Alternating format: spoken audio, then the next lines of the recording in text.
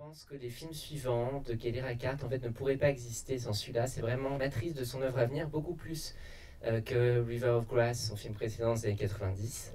Je voulais repartir en fait du premier plan du film. Alors vous allez voir, je fais une pirouette complètement calamiteuse, mais donc c'est un oiseau qui est perché sur le toit d'une maison, qui s'envole et qu'on va retrouver quelques plans plus tard sur un fil électrique.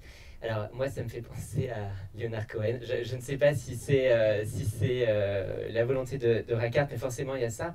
Il y a cette chanson Bird on the Wire, voilà, comme un oiseau sur un fil électrique. J'ai essayé à ma façon d'être libre. Et ça, c'est voilà, cette petite digression, si vous voulez, je pense, me permet d'aborder déjà peut-être un trait fondamental du cinéma de Reichardt. Ce sont ces personnages voilà, qui vivent dans un espace assez restreint aux marges de la société américaine et qui essaient justement de négocier une forme de liberté. Alors évidemment, cette figure-là, c'est Kelly Reichardt elle-même. Voilà, la cinéaste, encore aujourd'hui, si vous voulez, c'est quelqu'un qui ne vit pas de ses films. Alors aujourd'hui, c'est marrant parce qu'on a l'impression que c'est quelqu'un dont les films circulent beaucoup en festival, qui a beaucoup de succès, etc. Chaque film est très difficile à monter, et même les projets plus ambitieux comme Night Moves n'ont jamais marché au box-office. Donc Kelly Reichardt enseigne à New York. Elle vit dans un petit studio en location qu'elle est parfois obligée de sous-louer, donc vit un peu chez ses amis, voilà.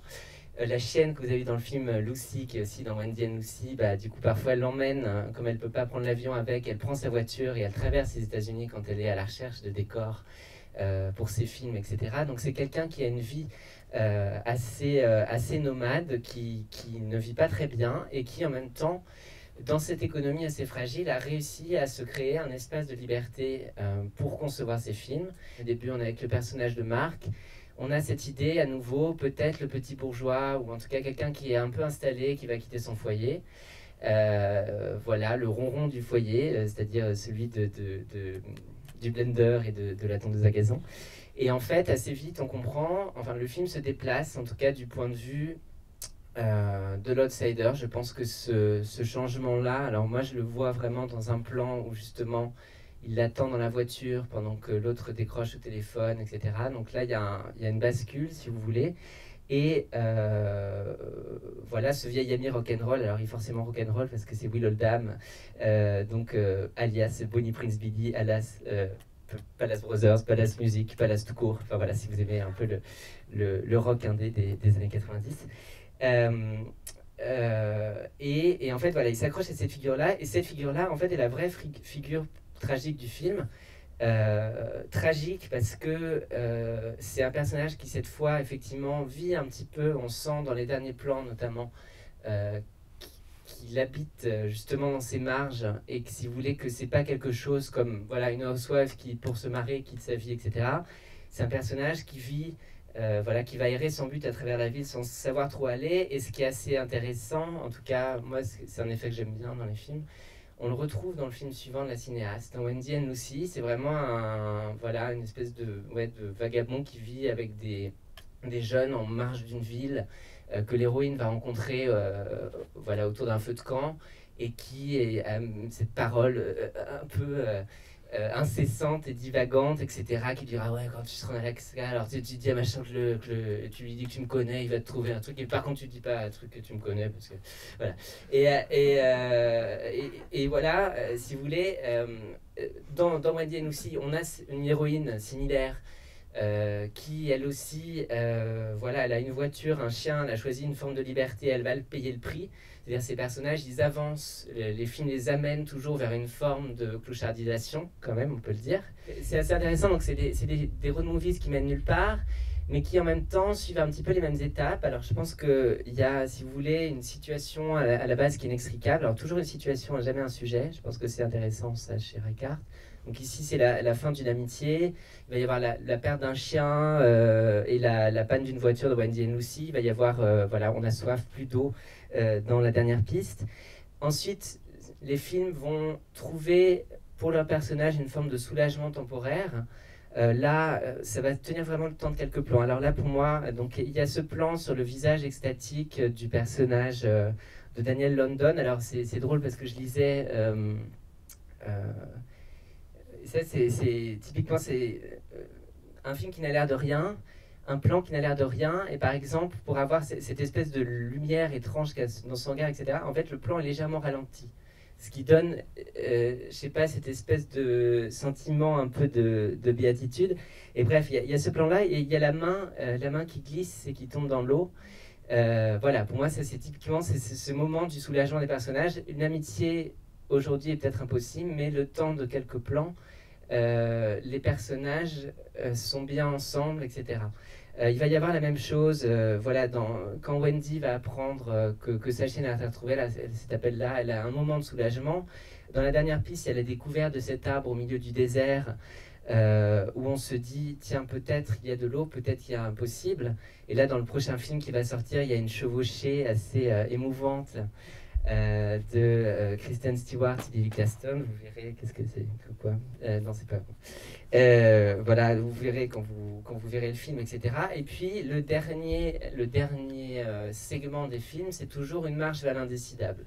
Alors, ici, donc on l'a dit, c'est le personnage de Kurt qui va errer dans la ville. Il va y avoir Wendy qui va reprendre sa route sans son chien, sans sa voiture, voilà, un peu toute seule. Il va y avoir Emily Tetherow qui va regarder l'Indien continuer sa marche dans le désert sans savoir s'il les mène à la mort ou à la survie.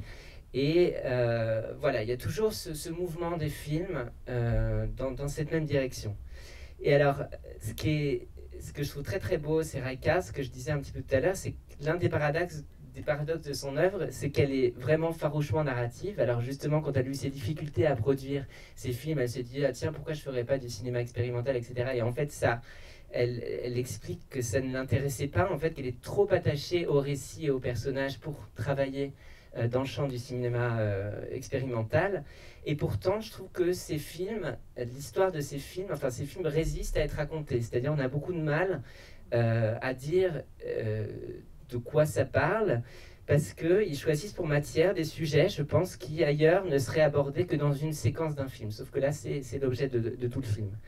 Et si vous voulez, la conception qu'elle a du récit et des personnages, pour moi, est très, très différente finalement de ce qu'on peut attendre du cinéma traditionnel. Et c'est ce que je disais tout à l'heure, c'est-à-dire pour moi, ces films ne mettent pas en scène des sujets, mais vraiment des situations.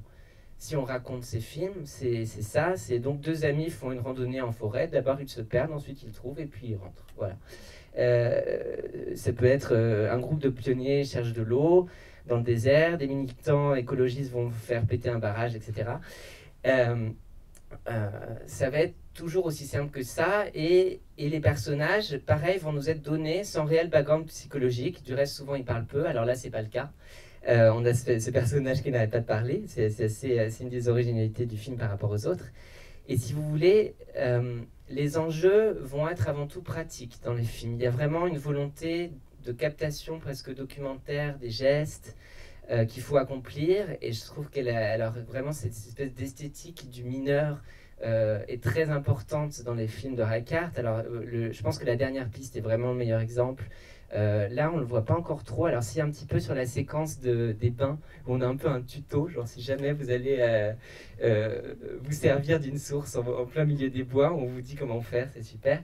Et il y a vraiment ce côté-là, dans la dernière prise, par exemple, faire du feu, traverser une rivière, réparer une roue, faire descendre un chariot en bas d'une colline, c'est ça les enjeux du film, en fait. C'est pas autre chose, c'est ça qu'on voit.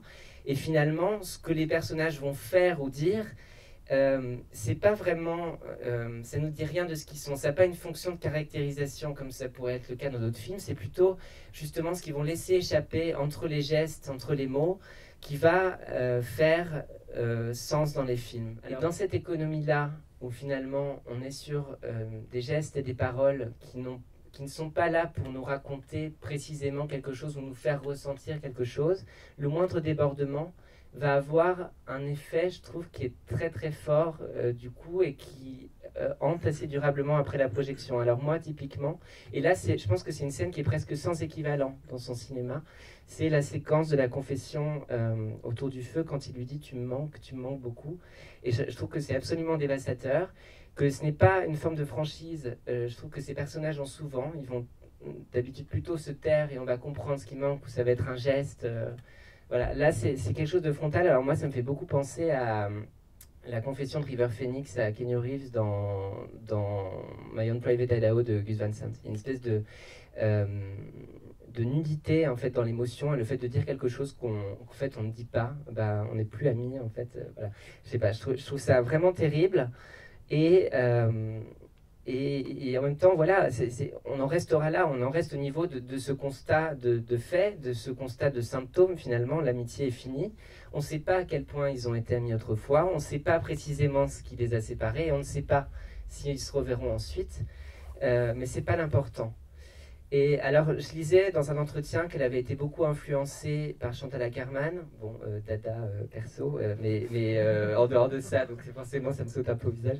Non, mais en tout cas, c'est vrai qu'on retrouve dans ces films, si vous voulez, une forme ben, on a beaucoup dit le terme de behaviorisme, ou d'hyperréalisme en tout cas, ou ce qui formerait dans les autres films, si vous voulez, la part de crédible, c'est-à-dire on croit que Michelle Williams est une clocharde parce qu'elle se lave dans le lavabo. En fait, là, c'est la matière même du film, si vous voulez. Et c'est signifiant parce qu'il y a la rigueur du cadre, parce qu'il y a des mouvements de caméra qui viennent faire sens, etc. Et ça, je trouve ça vraiment très très beau chez Reichardt. Et alors, dans le même ordre d'idée, il y a ce rapport à l'espace. Je pense qu'on peut dire, je ne saurais même pas comment le dire, mais c'est vraiment des films de paysage.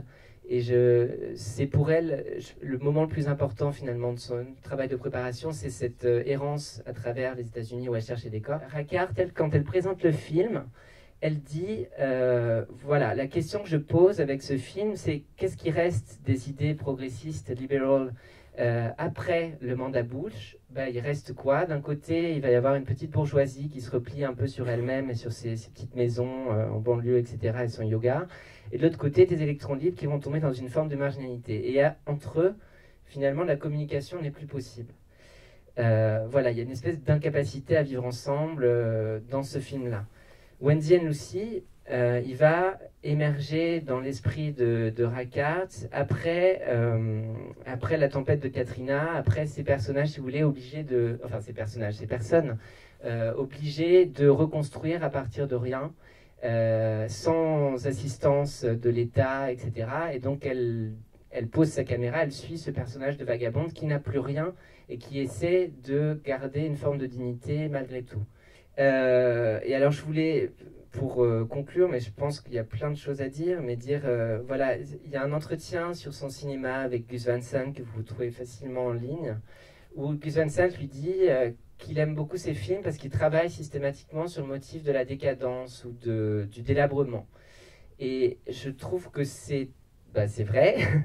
Et en même temps, il y a une telle empathie pour les personnages, un tel goût, si vous voulez, pour les beaux gestes, une telle croyance dans ces films, dans l'idée que la misère ne corrompt pas les êtres, que je trouve que c'est un cinéma, voilà, sans doute politique et social, mais de façon très différente de ce qu'on peut voir, et notamment dans la production similaire, on va dire, en France, ou dans un certain idéal, si vous voulez, du film Sundance à sujet, etc. Je trouve que les séquences les plus émouvantes de ces films, c'est ça. On va donner, dans la dernière piste, du pain et de la soupe à une famille moins fortunée. Ici, on donne une pièce à un sans-abri, etc. Et même, et là, c'est marrant, et je pense que c'est peut-être le trait, et moi je trouve qu'il y a des liens très forts entre ce film-là et celui qui va sortir la semaine prochaine. Il y a cette idée, si vous voulez, que même les coupables, que même ceux qui voient qu'ils ont tort, et là je pense que le personnage de Marc, si vous voulez, il a une impuissance à signifier ça, mais il sait très bien que l'amitié effectivement est morte et qu'il ne s'intéresse pas à ce que lui dit son ami, etc. Et il y a quelque chose d'assez similaire dans le nouveau film, vous allez voir, où il y a un geste que fait Michelle Williams de la main, vous verrez dans le film, je vous raconte pas trop, mais qui salue quelqu'un, et en fait, quelqu'un à qui peut-être elle a fait du tort, en tout cas, bon, la personne ne lui répond pas, on ne sait pas très bien pourquoi, mais à ce moment-là, elle comprend. À ce moment-là, elle voit clair, et elle voit ce qu'elle a fait, où elle se dit, peut-être j'ai fait quelque chose. Et voilà, et ça, pour moi, ces nuances-là font toute la beauté de ce cinéma-là. Voilà. Parler.